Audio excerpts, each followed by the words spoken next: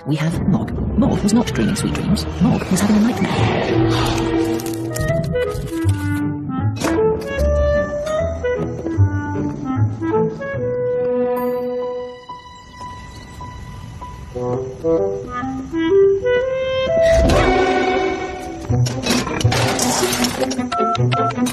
Además de eso,